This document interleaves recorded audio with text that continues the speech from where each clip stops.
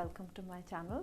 मेरा नाम रजनी है और आज ये वीडियो मैं उन लोगों के लिए बना रही हूँ जो इंग्लिश सीखना चाहते हैं, पर हो सकता है कि वो थोड़ा ओवरवेल्म हो जाते हैं कि इंग्लिश सीखना कहाँ से शुरू करें, कैसे डिवाइड करें, कैसे सीखा जाए, शुरू क्या है, बीच क्या है, अंत क्या है, कुछ समझ में नहीं आ रहा। तो इस वीडियो में मैं आपको कुछ टिप्स दूंगी अगर आप इंग्लिश सीखना चाहते हैं या अपनी इंग्लिश बेटर करना चाहते हैं और फ्लुएंट होना चाहते हैं। तो इस बारे में हम बात करेंगे। जहाँ मैंने अपना इंट्रोडक्शन इस चैनल पे कई बार दिया है, वहाँ पे मैंने ये नहीं बताया था पहले कभी कि मैं एक सर्टिफाइड TEFL इंस्ट्रक्टर भी हूँ, which means that I can teach English as a foreign language. तो जिनको इंग्लिश नहीं आती दूसरी कंट्रीज़ में, उनको भी मैं जाके इंग्लिश पढ़ा सकती हूँ। सो अपने एक्सपीरियंस का फ़ायदा उठा के मैं इस वीडियो में आपको कुछ टिप्स दूँगी। तो चलिए शुरू करते हैं। तो अगर मैं इसको मोटा मोटा डिवाइड करूं और इंग्लिश को आसान बनाने की कोशिश करूं अगर सीखने के लिए, तो आई थिंक जो हम ब्रॉडली इसको डिवाइड कर सकते हैं वो दो पार्ट्स में डिवाइड कर सकते हैं। पहला पार्ट है ग्रामर एंड सेंटेंस कंस्ट्रक्शन और दूसरा है प्रोनाउंसिएशन। तो पहले ग्रामर की बात करते हैं। ग्रामर जो है वो है फाउंडेशन इंग्लिश की। तो आपकी फाउंडेशन जितनी स्ट्रॉन्ग होगी उतनी अच्छी आपकी इंग्लिश होगी। तो किसी भी भाषा को जब आप सीखना शुरू करते हैं तो ऑब्वियसली आप उसकी ग्रामर पहले सीखना शुरू करते हैं। तो इस वीडियो में मैं आपको बताऊंगी कि ग्रामर में ऐसे क्या क्या एस्पेक्ट्स हैं जिस पे आपको ध्यान देना चाहिए, क्या क्या कॉन्सेप्ट्स है जो आपको पढ़ना चाहिए और अपनी ग्रामर को कैसे स्ट्रॉन्ग करना चाहिए। Now the second part is pronunciation. Pronunciation के बारे में मैंने एक्चुअली काफ़ी वीडियोस बनाए हैं। प्रोनाउंसिएशन इसलिए ज़रूरी है कि अगर आपकी ग्रामर अच्छी हो भी, सो आपकी फाउंडेशन ठीक है, आप सही सेंटेंसेस बना रहे हैं, सही वर्ड्स बोल रहे हैं, सही सेंटेंसेस बोल रहे हैं, लेकिन क्या आप सही साउंड कर रहे हैं? आप जो वर्ड्स बोल रहे हैं उनको आप सही तरह से प्रोनाउंस कर रहे हैं क्या, जैसे उनको प्रोनाउंस करना चाहिए?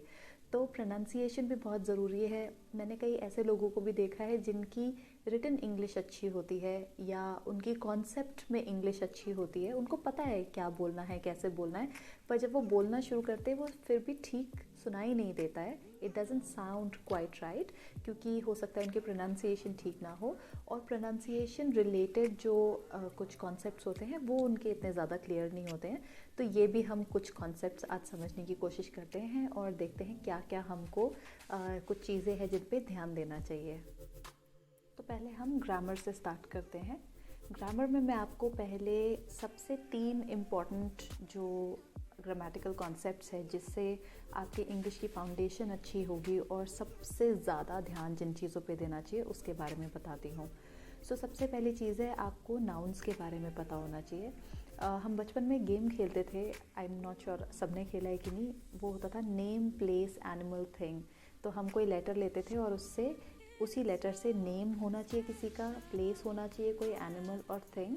नाउन काफ़ी सिमिलर है इस कॉन्सेप्ट से। तो नाउन में आपको पढ़ना चाहिए कि प्रॉपर नाउन्स क्या होते हैं, कॉमन नाउन्स क्या होते हैं और बहुत ही ज़रूरी है कि प्रोनाउंस क्या होते हैं। सो नाउन्स के बारे में सबसे पहले आपके फाउंडेशन क्लियर होनी चाहिए। सेकंड है टेंसेस। नाउ टेंसेस वही है पास्ट, प्रेजेंट एंड फ्यूचर। तो बेसिक टेंसेस होते हैं, बेसिक 3 टेंसेस जो कि है कल, आज और आने वाला कल। बट इसके अलावा भी कई टेंसेस हैं जिसके बारे में हमें पता होना चाहिए।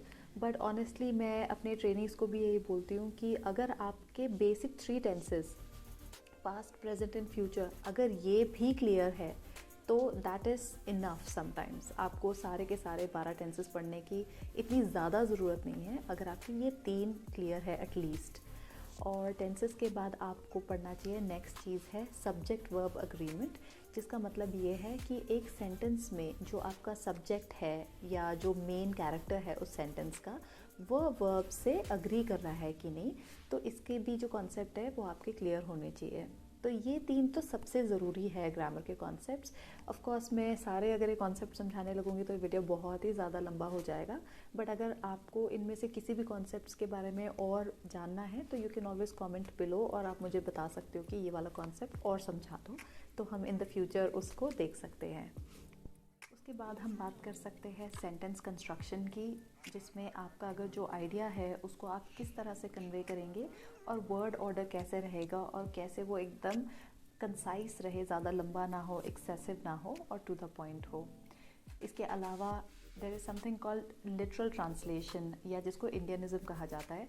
कई लोगों की आदत होती है कि वो पहले हिंदी में एक सेंटेंस अपने दिमाग में सोचते हैं, फिर उसको धीरे धीरे इंग्लिश में ट्रांसलेट करके बोलते हैं, लेकिन ग्रामर इस तरह से काम नहीं करता है। अगर आप उसको literally word to word translate करेंगे हिंदी से इंग्लिश में तो वो सेंस नहीं बनेगा। ये भी सेंटेंस कंस्ट्रक्शन से काइंड ऑफ रिलेटेड है कि आप हिंदी में सोच के इंग्लिश में ट्रांसलेट ना करें, बट एक्चुअली इंग्लिश में ही सोच के बोले। सो लिटरल ट्रांसलेशन आपको अवॉइड करना है। इसके अलावा आपको जानकारी होनी चाहिए प्रेपोजिशंस के बारे में, जो कि वर्ड्स को जोड़ते हैं, जैसे कि इन समथिंग, और I am at this place, और I am standing on something, और अंडर समथिंग। तो ये जो वर्ड्स हैं प्रेपोजिशंस, इसके बारे में भी आपको पता होना चाहिए। फिर कुछ छोटे बट इम्पॉर्टेंट कॉन्सेप्ट्स हैं, जैसे कि आर्टिकल्स, जहाँ पे आपको पता होना चाहिए कि आप द, अ और एन कब यूज़ करें, कहाँ कैसे यूज़ होना चाहिए। Then there something called countable and uncountable nouns, ये क्या होते हैं और इनको किस तरह से यूज़ करना चाहिए, ये भी आपको जानना चाहिए। जेंडर्स के बारे में आपको पता होना चाहिए, उसका यूसेज कैसे है, हर कब बोलना है, हिज कब बोलना है, देयर कब बोलना है। और इन सब के अलावा मैं एक चीज़ जनरली कवर करती हूँ, क्योंकि इसमें भी लोग काफ़ी मिस्टेक्स करते हैं, कि the difference between have and having. तो आप अगर कोई सेंटेंस बना रहे हैं उसमें आपको हैव बोलना चाहिए, for example I have a book, कि आपको बोलना चाहिए I am having a book. तो इसमें लोग काफ़ी गलतियाँ करते हैं, तो इसके यूसेज के बारे में भी आप थोड़ा पढ़ सकते हैं और जान सकते हैं कि कहाँ हैव यूज़ करना चाहिए और कहाँ हैविंग यूज़ करना चाहिए। सो ये 10 पॉइंट्स हैं ग्रामर के in the sequence of priority. मैंने आपको बताया कौन से ज़्यादा ज़रूरी है, कौन से ठीक ठीक ज़रूरी है, और तो ये छोटे टॉपिक्स एंड में, तो इसके बारे में आप थोड़ा पढ़ सकते हैं। एंड नाउ हम प्रोनाउंसिएशन के कॉन्सेप्ट्स थोड़ा डिस्कस करते हैं। जैसा कि मैंने पहले बताया, प्रोनाउंसिएशन को मैंने काफ़ी कवर किया है इस चैनल पे, और जो जो अभी मैं कॉन्सेप्ट्स बोलने वाली हूँ ये सब आपको इसके बारे में वीडियोस इसी चैनल पे मिल जाएंगे। सो प्रोनाउंसिएशन में सबसे पहली चीज़ है to understand what an MTI is.